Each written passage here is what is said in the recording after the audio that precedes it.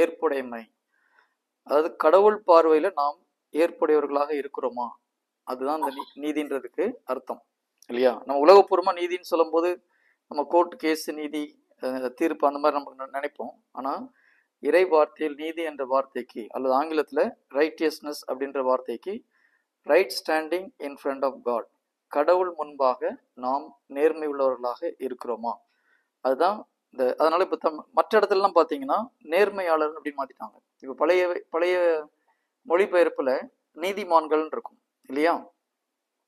இப்போ பழைய இப்போ யோபு 16:8 பார்த்தீங்கன்னா, யோபு 16ஆவது அதிகாரம்.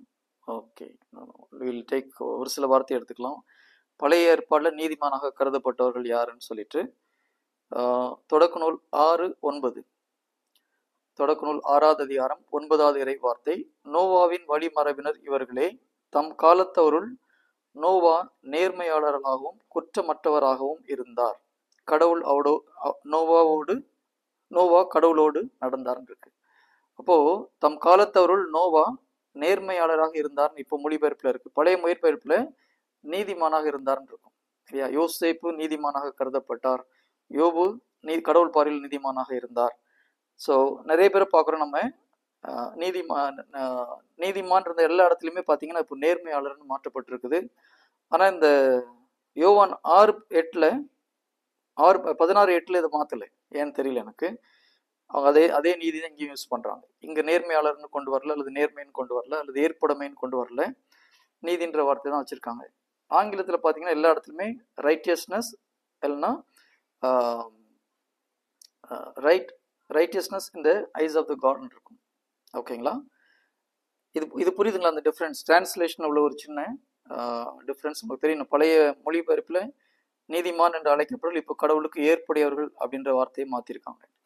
இப்போ இதில் முக்கியமான விஷயம் என்னன்னு பார்த்தீங்கன்னா, பழைய ஏற்பாட்டில் தங்களுடைய செயல்களால் கடவுளுக்கு ஏற்புடையவர்களாக வாழ்ந்தார்கள்.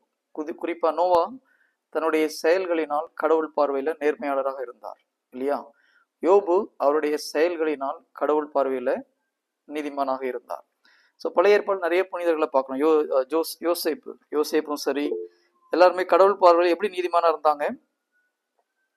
தங்களுடைய செயல்களினால்.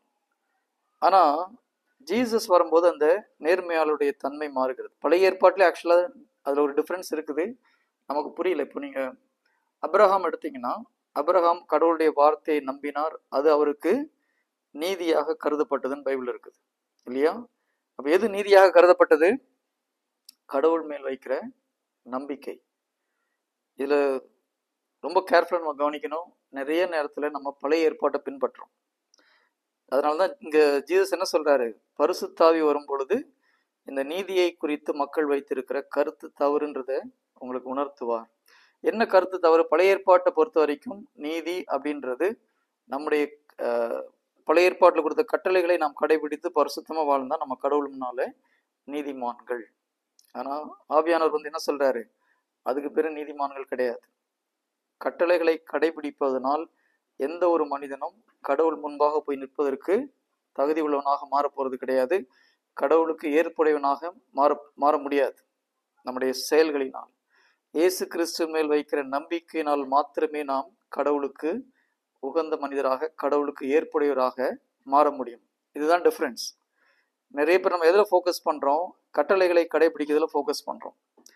கட்டளைகளை கடைபிடிக்கிறத ஃபோக்கஸ் பண்ணும்போது நீங்க உங்க சொந்த முயற்சியை நீங்க ஃப்ரண்ட்ல கொண்டு வரீங்க இல்லையா. செயலுக்கு முக்கியத்துவம் கொடுக்குறோம், செயல் பின்னால வரணும். ஃபர்ஸ்ட் நம்பிக்கை தான் செயல் என்ற கனியை ப்ரொடியூஸ் பண்ண வேண்டும். இப்போ பழைய ஏற்பாடு ஃபுல்லா பார்த்தீங்கன்னா ஃபர்ஸ்ட் ஆக்ஷன், புரியுதுங்களா? நீங்க செயல்ல காமிக்கணும், இதுதான் பழைய ஏற்பாடு. புதிய ஏற்பாடு நம்பிக்கையில தொடங்கி செயல்ல முடியணும். இந்த டிஃபரன்ஸ் புரியுதுங்களா?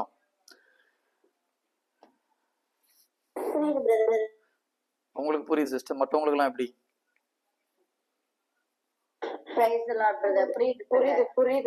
ஓகே, நிறைய பேர் நம்ம எதுல ஃபோக்கஸ் பண்றோம்? நான் பாவம் செஞ்சிடக்கூடாது, பரிசுத்தமா வாழணும், கோவப்படக்கூடாது, பொறாமப்படக்கூடாது. நம்ம ஃபோக்கஸ்லாம் எதுல இருக்குது? கட்டளைகளை கடைபிடிப்பதில் தான் இருக்குது. நிறைய டீச்சிங்கும் அப்படிதான் இருக்குது. நீங்க பாவம் செய்யாம பரிசுத்தமா வாழணும், பரிசுத்தமா வாழணும். நான் பரிசுத்தமா வாழக்கூடாதுன்னு சொல்ல, பரிசுத்தமா வாழணும். ஆனா நம்ம ஃபோக்கஸ் எதுல இருக்கணும்? ஆக்ஷன்ல இருக்கக்கூடாது, கட்டளைகளை கடைபிடிப்பதில் ஃபோக்கஸ் இருக்கக்கூடாது. நம்முடைய ஃபோக்கஸ் கடவுளுடைய வார்த்தையின் மேல் நம்பிக்கை வைக்கும் போதுதான் நமக்கு கடவுளுக்கு ஏற்புடையவராக மாறுகிறோம், செயலினால் அல்ல. ஸோ எப்போ நீங்கள் கடவுளுடைய வார்த்தையை நம்புகிறீர்களோ, இயேசு கிறிஸ்துவை நம்புகிறீர்களோ, நீங்கள் கடவுளுக்கு ஏற்புடையவராக மாறுகிறீர்கள். இப்போ பிதாமினால போய் நிற்கிறதுக்கு நம்ம எப்படி தகுதி பெறோம்? நம்முடைய செயல்களால் தகுதி பெறோமா? ஒரு காலத்திலையும் முடியாது. பிதா பரிசுத்தத்திலும் பரிசுத்தத்திலும் பரிசுத்தமான கடவுள். அவர்கிட்ட சிறிதளவு கூட இருள் கிடையாது. அப்பேற்பட்டவர் முன்னால போய் நம்ம நிற்கிறதுக்கு நம்முடைய செயல்களினால் ஒரு காலத்திலும் போய் நிற்க முடியாது. அப்படி ஒருவேளை நம் பிதாவுடைய சன்னிதானத்தில் நம்முடைய செயல்களினால் பரிசுத்தமா வாழ்ந்து நிற்க முடியும்னா இயேசு கிறிஸ்து உலகத்துக்கு வர வேண்டிய அவசியம் கிடையாது. ஓகேங்களா? நாம் இயேசு கிறிஸ்து மேல் வைக்கிற நம்பிக்கையினால், அவருடைய இரத்தத்தினால் நாம் கழுவப்படுவதனால பிதாவினால போய் நிற்க முடியுது. இதுதான் உண்மை. இதுதான் பரிசுத்த ஆவியானவர் சொல்லிக் கொடுக்கிற புதிய ஏற்பாட்டில் உள்ள உண்மைகள். ஸோ அப்ரஹாம் கடவுளுக்கு ஏற்றவராக நீதிமானாக கருதப்பட்டதுக்கு காரணம் கடவுள் மேல், வார்த்தையின் மேல் அவர் வைத்த நம்பிக்கை. எபிரேயர் 13வது அதிகாரம் 8வது இறை வார்த்தை நினைக்கிறேன். எபிரேயர் 13:8 யாராவது எடுத்தவங்க படிக்கலாம். 10:38. எபிரேயர் 10:38. எபிரேயர் 10வது அதிகாரம் 38வது இறை. ஓகே, நானே படிச்சிடறேன். நேர்மையுடன் நடக்கும் என் அடியார் நம்பிக்கையினால், நானே படிச்சிடறேன். ஓகே, நேர்மையுடன் நடக்கும் என் அடியார் நம்பிக்கையினால் வாழ்வு அடைவார். எதனால வாழ்வு அடைய போறோம்? நம்ம நம்பிக்கையினால.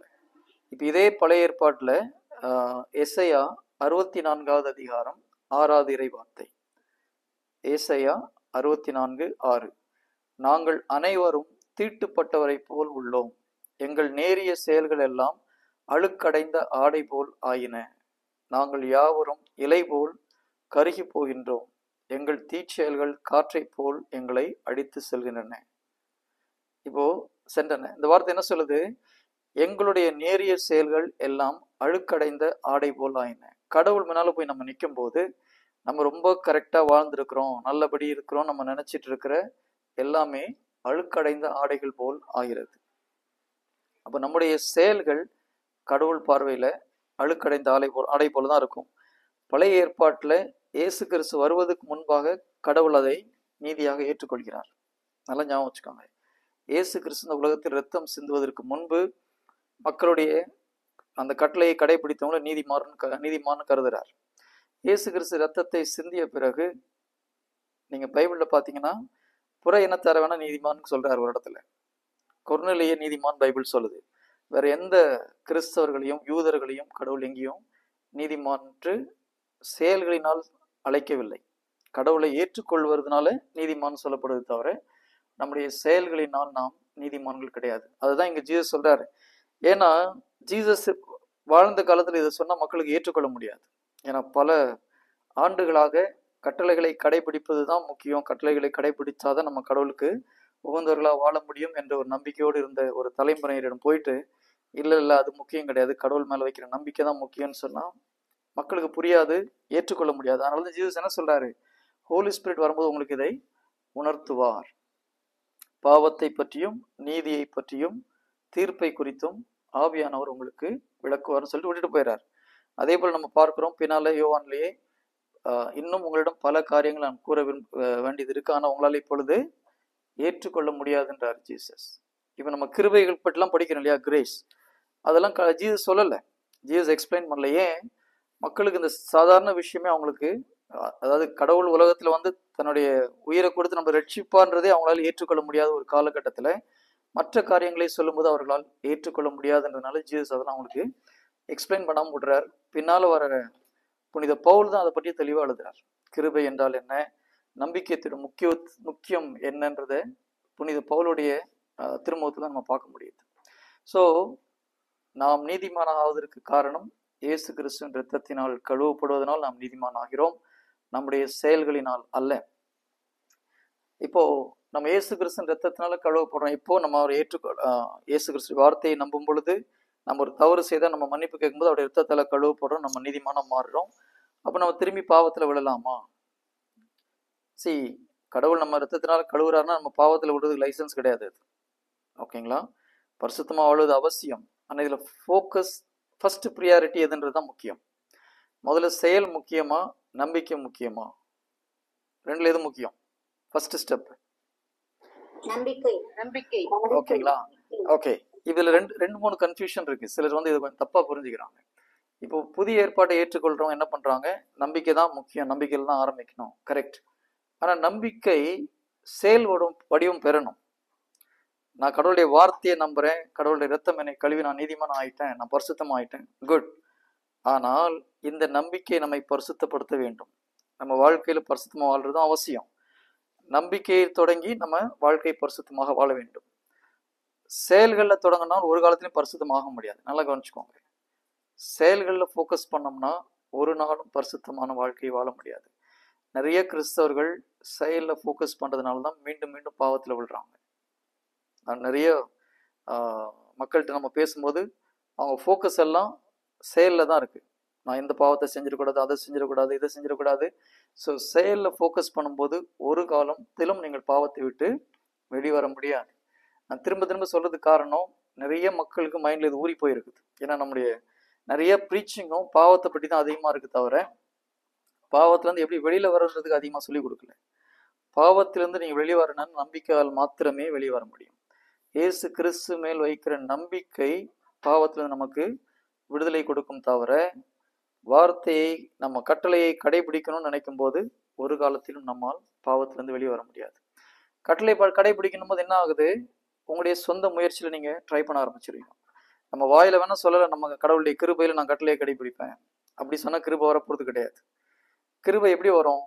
ஆண்டவர் மேல் வைக்கிற நம்பிக்கையினால்தான் கிருபை செயல்படும். ரோமர் 5வது அதிகாரம் 2வது இறை வார்த்தை. ரோமர் 5வது அதிகாரம் 2வது இறை வார்த்தை. நாம் இப்போது அருள்நிலையை பெற்றிருக்கிறோம், இந்நிலையை அடையும் உரிமை இயேசு கிறிஸ்து மீது கொண்ட நம்பிக்கையினால் தான். அப்ப என்ன, இந்த வார்த்தை என்ன சொல்லுது? நாம் இப்பொழுது அருள் நிலையை பெற்றிருக்கிறோம், நாம் கிருபையை பெற்றிருக்கிறோம். இந்த கிருபை நாம் அடையும் இந்த இந்நிலையை அடையும் உரிமை இயேசு கிறிஸ்து மீது கொண்ட நம்பிக்கையினால் தான் கிடைச்சது. அப்ப கிருபை எப்படி வருது நமக்குள்ளாக? இயேசு கிறிஸ்துவின் மேல் வைக்கிற நம்பிக்கையினால், அவருடைய வார்த்தையின் மேல் வைக்கிற நம்பிக்கையினாலதான் கிருபை அருள் நம்முடைய வாழ்க்கையில் செயல்படும். இப்போ ஒருத்தர் வந்து நான் காட்ஸ் கிரேஸ்ல பரிசுத்தமா வாழ்வேன் வாயில சொல்லலாம், ஆனா உங்களுடைய ஃபோக்கஸ் செயல்ல இருந்ததுன்னா பாவத்திலிருந்து வெளியே வர முடியாது. நம்ம சொல்றது அதோட முக்கியம் என்னது, நம்ம எதை விசுவசிக்கிறோம், எதை முதல்ல கொண்டு வரோம். நம்ம கடவுளுடைய வார்த்தையை நம்பும் பொழுது ஆட்டோமேட்டிக்கா கடவுளுடைய கிருபை நம் மூலமாக செயல்படும். Praise the Lord. Hallelujah. Okay, எத்தனை பேருக்கு இந்த டிஃபரன்ஸ் புரியுது? நல்லா புரியுது. ஓகே, இப்ப பாருங்க, யோவான் 1வது அதிகாரம், இது உங்களுக்கு எடுக்கல. ஓகே, யோவான் 1வது அதிகாரம் 12வது இறை வார்த்தை. யோவான் 1வது அதிகாரம் 12வது இறை வார்த்தை. இந்த வார்த்தை என்ன சொல்லுது?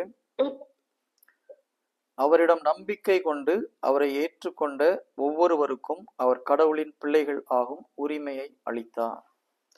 அதாவது இயேசு கிறிஸ்து மேல் நம்பிக்கை கொண்டு இயேசு கிறிஸ்துவை ஏற்றுக்கொண்ட ஒவ்வொருவருக்கும் அவர்கள் கடவுளின் பிள்ளைகள் ஆகும் உரிமையை அளித்தார். இயேசு கிறிஸ்து மேல் நம்பிக்கை கொண்டவுடன் நம்ம கடவுளுடைய பிள்ளைகள் ஆயிடுறோமா?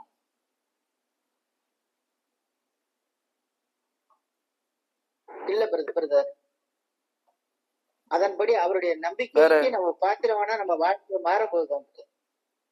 ஓகே, அப்ப இயேசு கிறிஸ்து மேல் நம்பிக்கை வைக்கும்போது நம்ம கடவுளுடைய பிள்ளை ஆகலையா? மற்றவங்க யாராவது பதில் சொல்லுங்க பார்க்கலாம்.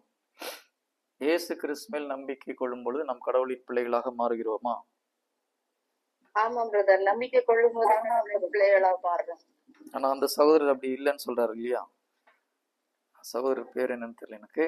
அவர் என்ன சொல்றாரு, நீங்க அந்த செயல்களை கடவுளுடைய வார்த்தையை கடைபிடிக்கும் போதுதான் உண்மையிலேயே பிள்ளைங்கள் ஆகுறீங்கன்றாரு. ஓகே, இந்த யோவான் 1:12 கேர்ஃபுல்லா படிச்சு பாருங்க. யோவான் 1:12. அவரிடம் நம்பிக்கை கொண்டு அவரை ஏற்றுக்கொண்ட ஒவ்வொருவருக்கும் அவர் கடவுளின் பிள்ளைகளாகும் உரிமையை அளித்தார். இந்த வார்த்தை என்ன சொல்லுது? கடவுளுடைய பிள்ளைகள் ஆகுவதற்குரிய உரிமையை கொடுத்தாருன்ற. இதை கொஞ்சம் நீங்க டவுட் கேட்கும்போது மட்டும் மைக் ஆன் பண்ணுங்க, மற்ற நேரத்தில் மைக் ஆஃப் பண்ணி வச்சிருங்க. ஸோ இயேசு கிறிஸ்துவை ஏற்றுக்கொள்ளும் போது, இயேசு கிறிஸ்துவில் நம்பிக்கை வைக்கும் பொழுது கடவுளுடைய பிள்ளைகள் ஆவதற்குரிய உரிமையை தான் கொடுக்கிறார். கடவுளுடைய பிள்ளைகள் ஆயிட்டீங்கன்னு சொல்லல பைபிள். கிளியரா? உரிமையை கொடுக்க ஆங்கிலத்துல பாத்தீங்கன்னா God has given power to become children of God இருக்குது. கடவுளின் பிள்ளைகள் ஆவதற்குள்ள சக்தியை கொடுக்கிறாருன்னு இருக்குது. ஓகே, அப்போ கடவுள் மேல் நம்பிக்கை வைக்கும் பொழுது, இயேசு கிறிஸ்து மேல் நம்பிக்கை வைக்கும் போது, இயேசு கிறிஸ்துடைய பிள்ளைகளாக, கடவுளுடைய பிள்ளைகளாக நாம் வாழ்வதற்குரிய சக்தி அளிக்கப்படுகிறது. அந்த சக்தி தான் கிரேஸ். ஓகேங்களா? இப்போ உங்க தகப்பனார் ஒரு 10 கோடி ஒரு செக் கொடுக்குறாருன்னு வச்சுக்கோங்க. கையில் செக் இருக்குது, கரெக்டான அமௌண்ட், டேட்லாம் கரெக்டாக இருக்குது, அப்பா பேங்க்ல பணம் இருக்குது, சைன்லாம் கரெக்டாக இருக்குது. இப்போ பணம் உங்களுக்கு உங்க அக்கௌண்ட்ல கிரெடிட் ஆயிடுச்சா?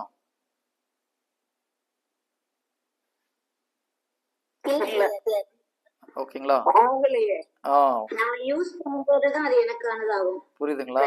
நீங்க எப்போ போயிட்டு பேங்க்ல டெபாசிட் பண்ணி கிளியரன்ஸ் ஆகி உங்க அக்கௌண்ட்டுக்கு வருதோ அப்போதான் அந்த பணத்தை நீங்க உண்மையிலே அனுபவிக்க முடியும். அது வரைக்கும் நம்ம சொல்லலாம் என்கிட்ட 10 கோடி இருக்குன்னு சொல்லிட்டு, ஆனா உண்மையிலே நம்ம அக்கௌண்ட்டுக்கு இன்னும் பணம் வரல. அதே போலதான் இயேசு கிறிஸ்துவை நம்பும் பொழுது, இயேசு கிறிஸ்துவை ஏற்றுக்கொள்ளும் போது கடவுளின் பிள்ளைகளாகும் உரிமையை கடவுள் கொடுக்கிறார், சக்தியை கொடுக்கிறார். எப்போ அந்த சக்தியை கொண்டு, அந்த கிருபையை கொண்டு நம்ம வாழ ஆரம்பிக்கிறோமோ அப்போதான் நம்ம உண்மையிலே கடவுளுடைய பிள்ளைகளாக மாறுகிறோம். மத்தேயு 5வது அதிகாரம்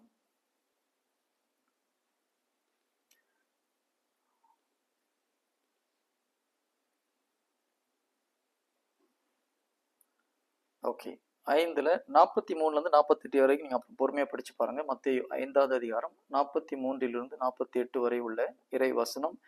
இதுல எல்லாம் எல்லாருக்கும் நமக்கு தெரிஞ்சதுதான். இதுல என்ன சொல்றாரு? உனக்கு அடுத்து எடுப்பவரிடம் அன்பு கூறுவாயாக, பகைவரிடம் வெறுப்பு கொள்வாக என கூறியிருப்பதை கேட்டிருப்பீர்கள்.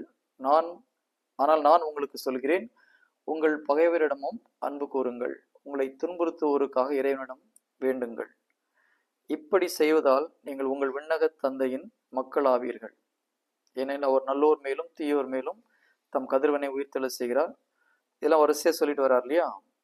ஓகே, இதுல சாரி, மத்தேயு 5வது அதிகாரம்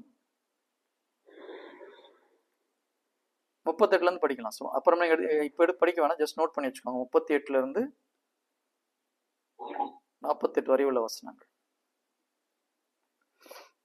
இதே வார்த்தை இதே லூக்கா 6லயும் சொல்லப்பட்டிருக்குது. லூக்கா 6வது அதிகாரம் 27 39 வரை உள்ள வசனங்கள்.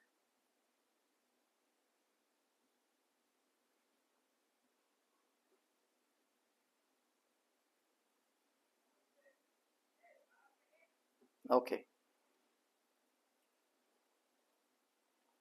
இதுல இன்னும் கொஞ்சம் டீட்டெயிலா இருக்குது இல்லையா? ஒரு கன்னத்தில் அறைந்தால் மறு கன்னத்தை திருப்பி காட்டுங்க, உங்களை வெறுப்பவர்களை அன்பு செய்யுங்கள், பகைவருக்கு அன்பு கூறுங்கள், சபிப்போருக்கு ஆசிரியர் கூறுங்கள், அப்புறம் உங்களுக்கு யாராவது கடன் கேட்க விரும்பினா முகத்தை திருப்பி கொள்ளாதீர்கள். உங்களுக்கு ஓகே, இதெல்லாம் நம்ம செய்யறோமான்னு பார்க்கணும். இதெல்லாம் செஞ்சோம்னா நம்ம கடவுளுடைய பிள்ளைகள். ஒரு செகண்ட், லூக்கா 6:35 பார்க்கலாம். இதில் வரிசையா சொல்லிட்டு வரும்போது மேலே இதெல்லாம் சொல்லி முடிச்சுட்டு என்ன சொல்றாரு?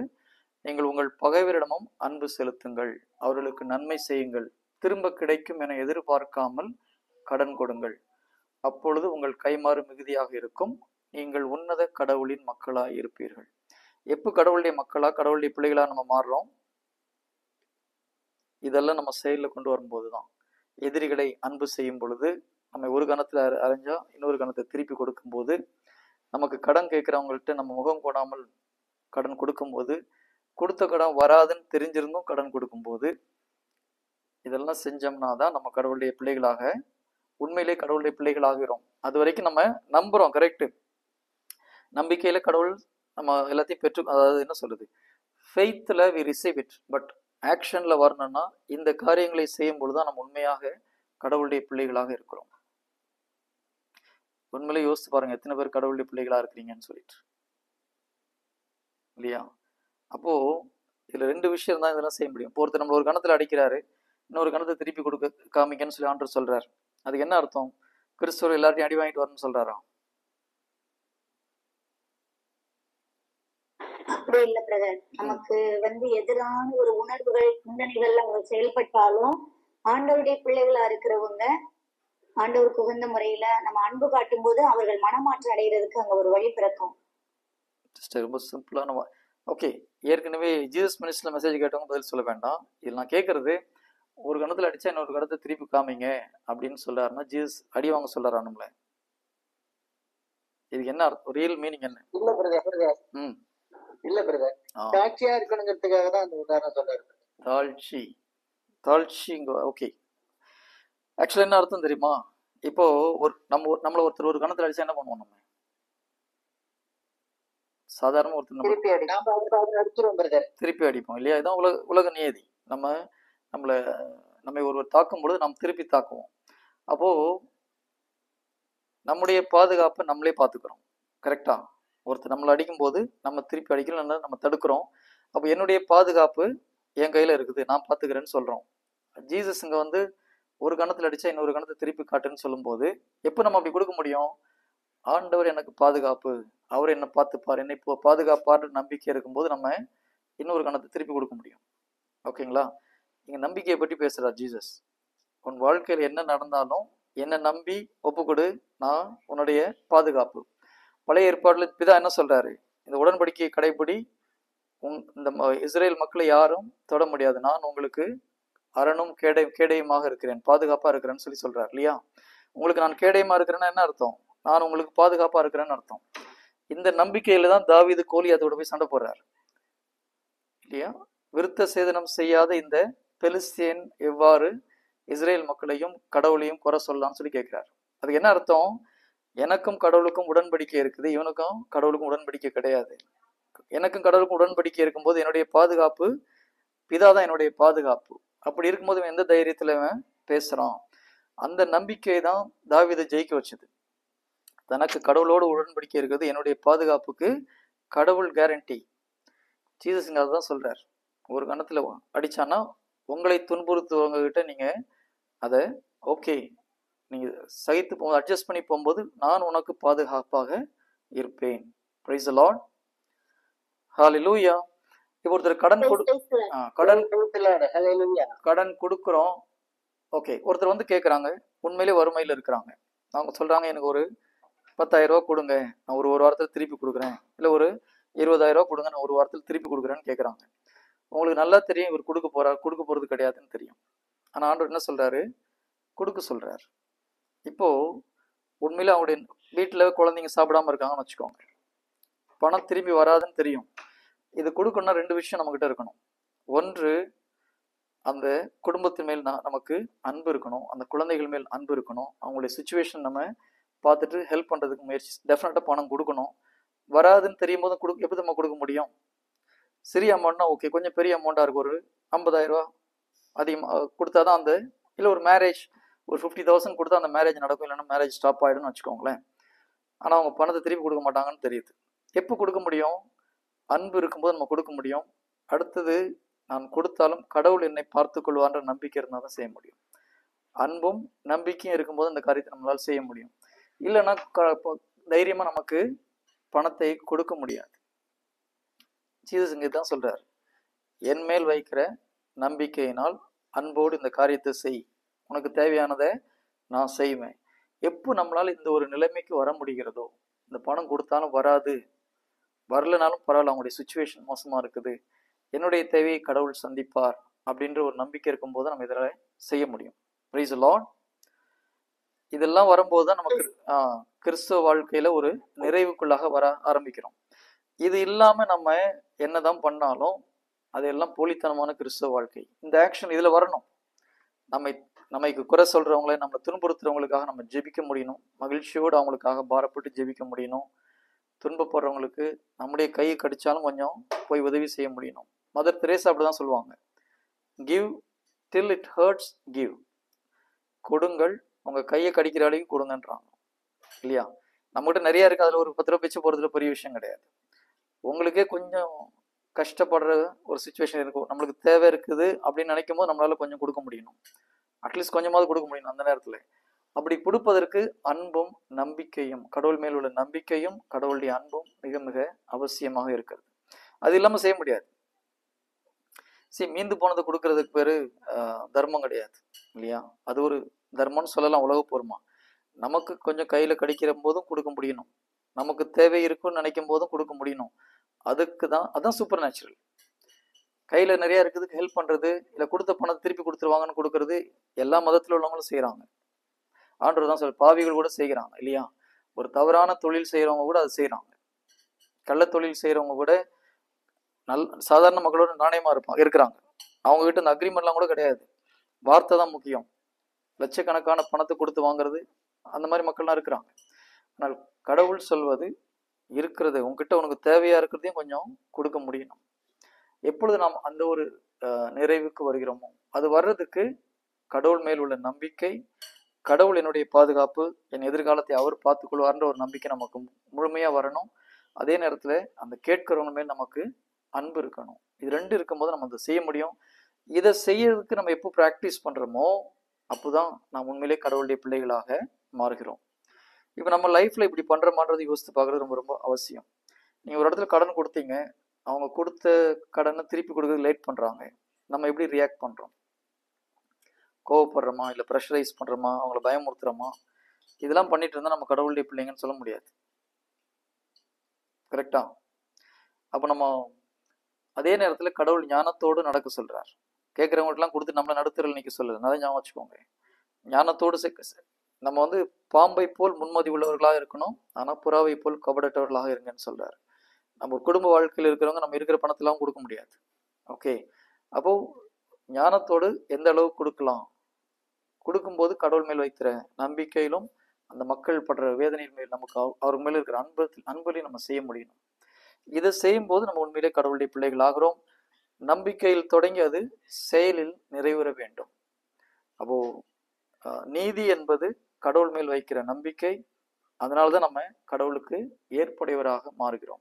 ஸோ நீதி என்பது புதிய வார்த்தை பிரகாரம் கடவுளுக்கு ஏற்புடையவராக மாறுவது, கடவுளுடைய சன்னிதானத்தில் கடவுளுடைய பார்வையில் நாம் ஏற்புடையவராக மாறுறது செயல்னால கிடையாது. நல்லா ஞாபகம் வச்சுக்கோங்க. நம்முடைய செயல்களினால் கடவுளுக்கு ஏற்றவர்களாக மாற முடியாது. இயேசு கிறிஸ்துவின் இரத்தத்தினால் கழுவப்படும் பொழுது, நாம் அவர் மேல் வைக்கிற நம்பிக்கையினால் நாம் கழுவப்படும் பொழுது நாம் கடவுளுக்கு ஏற்புடையவராக மாறுகிறோம். இதுல ஒரு முக்கியமான காரணம் என்னன்னா, இப்போ நாம் செயலுக்கு முக்கியத்துவம் கொடுத்தோம்னா, நாம் பரிசுத்தமா வாழணும், பொய் சொல்லிடக்கூடாது, விபச்சாரத்தில் ஈடுபட்டக்கூடாது, இதுக்கு நம்ம ஃபோக்கஸ் பண்ணோம்னா ஒரு பாவத்தில் விழும் பொழுது குற்ற உணர்வுல நம்ம போயிடுவோம். நல்லா ஞாபகம் வச்சுக்கோங்க. நிறைய கிறிஸ்தவர்கள் தவறுகிற இடம் இது. ஒரு பாவம் செய்யும் பொழுது நாம் குற்ற உணர்வுக்கு போயிடுறோம். ஐயோ, நான் பாவம் செஞ்சிட்டேன். டேவில் இதை நம்மளை குத்தி காமிச்சு கடவுள்கிட்ட போறதை நம்மளை தடுத்துருவோம். அதனால்தான் இந்த பழைய ஏற்பாட்டுக்கும் புதிய உடன்படிக்கையும் உங்களுக்கு முக்கியமான டிஃப்ரென்ஸ். புதிய உடன்படிக்கையில் உங்க பாவத்துக்கு ஏற்கனவே ஆண்டு பரிகாரம் செய்து விட்டார். இயேசு கிறிஸ்துவை பொறுத்த வரையில் நம்முடைய பாவம் ஒரு பெரிய பிரச்சனை கிடையாது அவருக்கு. இன்னும் சொல்ல போனா இயேசு கிறிஸ்துவை பொறுத்தவரையில் நம்முடைய பாவம் பிரச்சனையே கிடையாது. நான் இது சொல்லும்போது நிறைய பேருக்கு கொஞ்சம் அக்செப்ட் பண்றது கஷ்டமா இருக்குது. ஆனா உண்மை இதுதான். இயேசு கிறிஸ்து பாவத்தை குறித்து அவர் கவலைப்படல. ஏன்னா எல்லா உலகத்தில் செய்த அனைத்து பாவத்துக்கும் அவர் பரிகாரம் செய்கிறார். அவர் பரிகாரம் செஞ்சு முடிச்சிட்டார். அதனால நீங்க உலகத்திலேயே பெரிய பாவத்தை பண்ணிட்டு அவர்கிட்ட போயிட்டு ஆண்டவரே நான் உண்மையிலே மன்னிச்சுக்கோங்கன்னு சொன்னா ஒரு செகண்ட் அவரால் மன்னிக்க முடியும். ஆனால் அவரை நீங்க நம்பவில்லை என்றால் இயேசு கிறிஸ்துவால ஒன்றும் செய்ய முடியாது. நான் சொல்றது புரியுதுங்களா? உங்களால் நம்ப முடியல, அவருடைய வார்த்தையை நம்ப முடியலன்னா ஜீசஸால ஒன்றும் செய்ய முடியாது. அதனாலதான் நீங்க பைபிள்ல பாருங்க, சீடர்கள் அவநம்பிக்கையோடு இருக்கும்போது ஜீசஸ் ரொம்ப கோவப்படுறார். சீடர்களை திட்டுறது பாவம் செஞ்சுட்டாங்கன்னு அதிகமா திட்டின பைபிள் எங்க திட்டின மாதிரி இருக்காது. ஆனால் நம்பிக்கை இல்லாமல் இருக்கும்பொழுது இயேசு கிறிஸ்து கோவப்படுகிறார். அற்ப விசுவாசிகளே, விபச்சார சந்ததிகளே, இதை விட கேவலமா அவரால் திட்ட முடியாது. எத்தனை நாள் உங்களோடு நான் இருப்பேன் இல்லையா? ஏன் ஜீசஸ்க்கு கோவம் வருது? ஏன்னா அவநம்பிக்கையா இருந்தா ஜீசஸால ஒன்றும் செய்ய முடியாது. யூதாஸ் கிறிஸ்துவை நம்பவில்லை. நம் குற்றமற்ற ரத்தத்தை நான் காட்டி கொடுத்துட்டேன், இதுக்கப்புறம் இயேசு கிறிஸ்துவால என்ன ஒன்றும் செய்ய முடியாதுன்ற ஒரு நிலைமைக்கு போனதுனால ஜீசஸால ஒன்றும் செய்ய முடியல. அவன் இயேசு கிறிஸ்துவை காட்டி கொடுத்த அப்புறம் ஜீசஸ்ட வந்து ஆல்ரெடி மன்னிச்சுக்கோங்கன்னா அவன் இன்னைக்கு ஒரு அப்போஸ்தலனாக இருந்திருப்பார். ஸோ நீங்க பாவத்தை ஃபோக்கஸ் பண்ணீங்கன்னா குற்ற உணர்வில் மாட்டிக்கொள்வீர்கள். அதனால தான் நான் சொல்றேன், புதிய ஏற்பாடு பிரகாரம் உங்கள் செயல்களினால் நீங்கள் கடவுளுக்கு ஏற்புடையவராக மாறுவதில்லை, கடவுளுடைய வார்த்தையின் மேல் வைக்கிற நம்பிக்கையினால் கடவுளுக்கு ஏற்புடையவராக மாறுகிறோம். ஸோ நம்முடைய ஃபோக்கஸ் எல்லாம் நம்ம கடவுள் வார்த்தையை நம்ப முடியுதான், ஒவ்வொரு வார்த்தையும் நம்மால் நம்ப முடியும். அதுதான் அந்த வார்த்தையை அறிக்கை செய்து கேட்டு கேட்டு கேட்டு நம்ம அதை நம்பிக்கையை வளர்க்கும் பொழுது உண்மையிலே பரிசுத்தமாக வாழ முடியும். ஸோ உங்களுக்கு வார்த்தையை விதைக்கணும். சப்போஸ் பரிசுத்தமாக வாழணும்னா பரிசுத்தமாக வாழ்வதற்கு தேவையான வார்த்தையை நாம் அறிக்கை செய்ய வேண்டும். குறிப்பாக ரோமர் 6:22 ஒரு வார்த்தை இருக்கிறது, நாம் பாவத்திலிருந்து விடுதலையாகி கடவுளுக்கு அடிமையாகி விட்டோம், இதன் பயனோ தூய வாழ்வு, இதன் விளைவோ நிலை வாழ்வு. நம்ம பாவத்திலிருந்து விடுதலை ஆயிட்டோம் அப்படின்ற இந்த வார்த்தை சொல்லுது. ஸோ நீங்கள் ஒரு பக்கம் பாவத்தில் இருக்கலாம், ஆனால் இறை வார்த்தை என்ன சொல்லுது, நீங்கள் பாவத்திலிருந்து விடுதலை ஆகிவிட்டீர்கள் இருக்குது. இப்போ இந்த வார்த்தையை உங்களால் நம்ப முடிந்து நீங்கள் அறிக்கை செய்து நான் பாவத்திலிருந்து விடுதலை ஆகிட்டேன் நம்பினீங்கன்னா அடுத்த செகண்ட் எல்லா பாவமும் உங்களை விட்டு மறைந்து போகும்.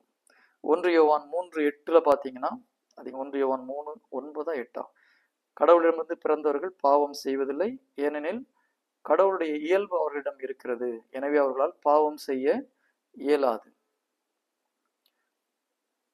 ஸோ இந்த வார்த்தையை நீங்க அறிக்கை பண்ணலாம். 1 யோவான் 3:9 இறை வார்த்தை, கடவுளிடமிருந்து பிறந்தவர் எவரும் பாவம் செய்வதில்லை, ஏனெனில் கடவுளின் இயல்பு அவரிடம் இருக்கிறது, கடவுளிடமிருந்து பிறந்தவராய் இருப்பதால் அவரால் பாவம் செய்ய இயலாது.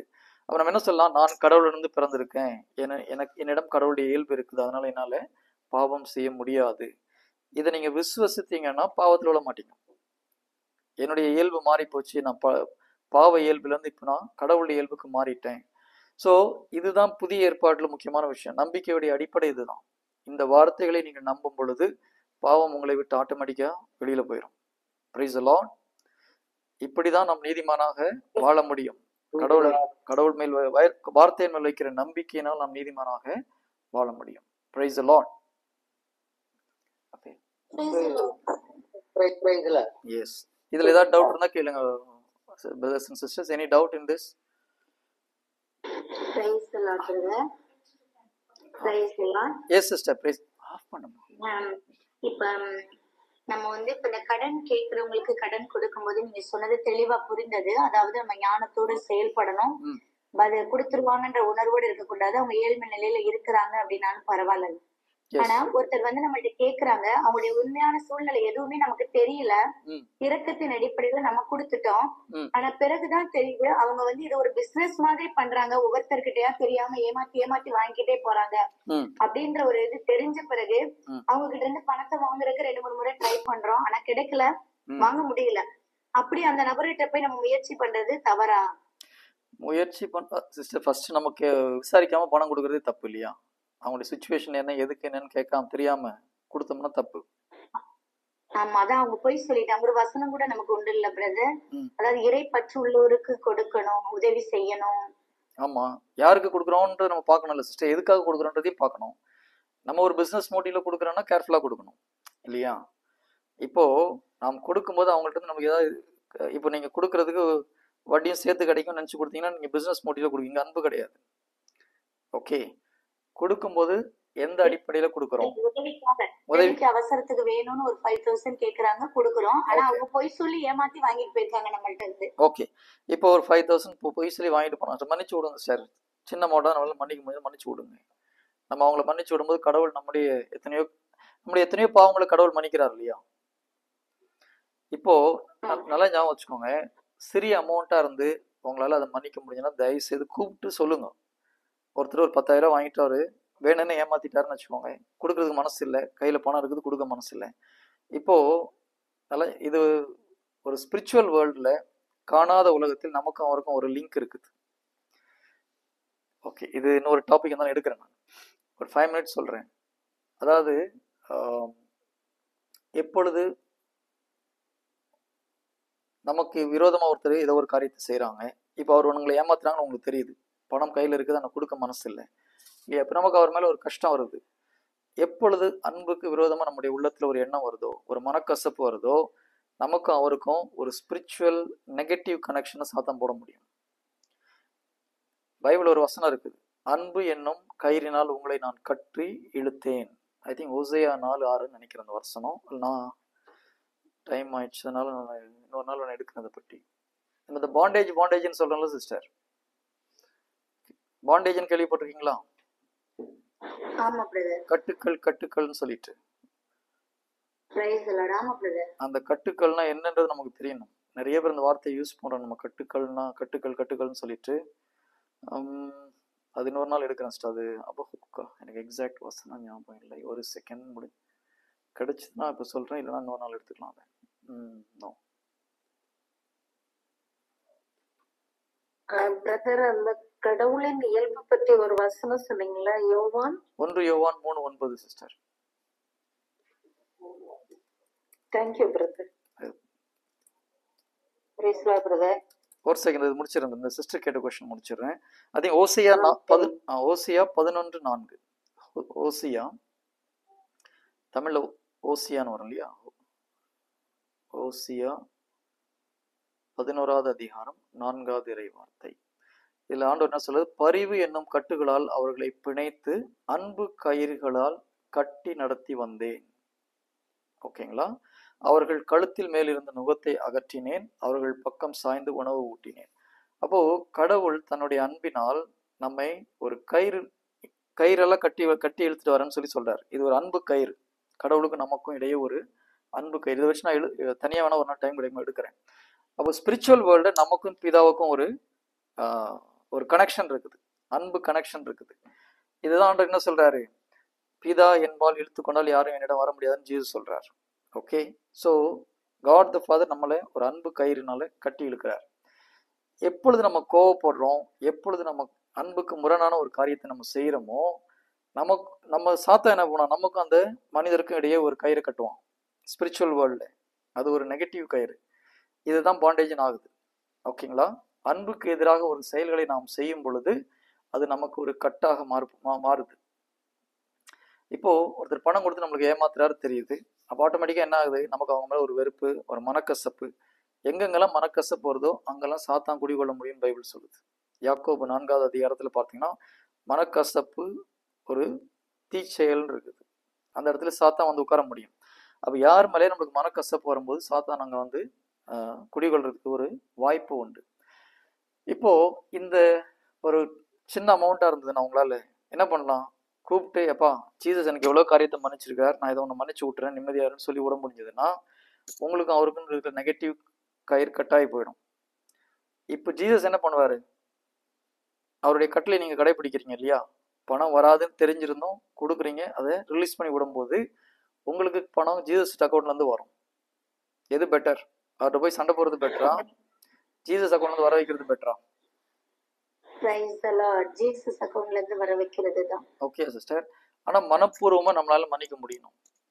ஓகே, இயேசு கிறிஸ்து நாமத்துல உன்னை மன்னிச்சு நாங்க ஒரு சில நேரத்துல இது சொல்லியிருக்கோம். எங்க குரூப்ல மக்கள் நிறைய பேர் அந்த மாதிரி கூப்பிட்டு அவங்கள மன்னிச்சு விட்டுருக்காங்க. அவங்களுக்கு பல வருடமா கிடைக்காத கடன் வாங்கிட்டு கொடுக்காங்க, திருப்பி வந்து கொடுக்குறாங்க. ஓகேங்களா?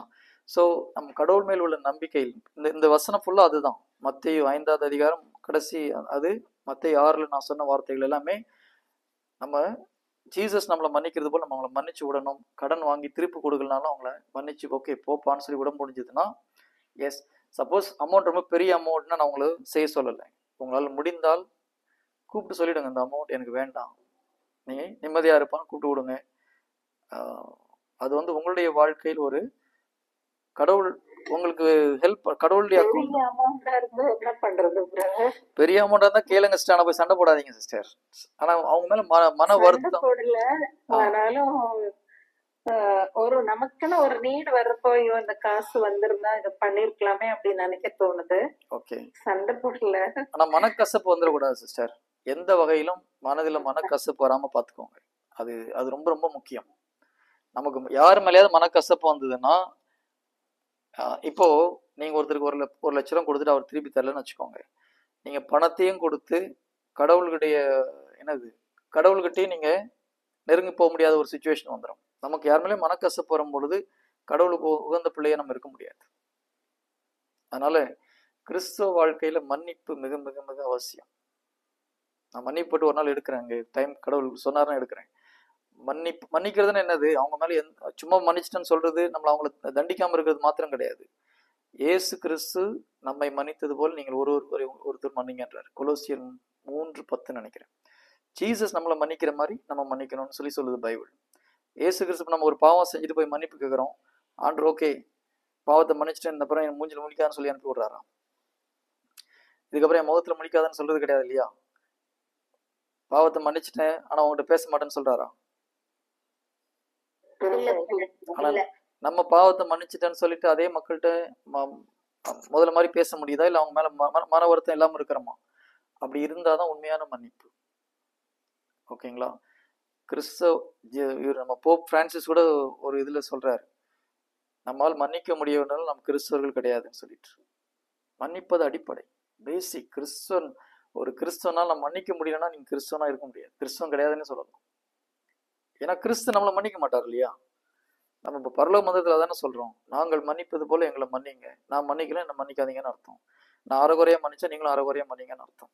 நான் மன்னிப்பது போல, நாங்கள் ஒருவர் மன்னிப்பது போல நீங்கள் பாவங்களை மன்னிங்கன்றோம். ஸோ நம்ம அறிக்கை பண்றோம், எத்தனை பேர் அது உணர்ந்து அறிக்கை பண்றீங்கன்னு தெரியல. ஸோ கம்பல்சரியா மன்னிப்பது மிக மிக அவசியம். மன்னிக்காம மோட்சத்துக்குள்ள போக முடியுமான்றது கொஸ்டின் மார்க்.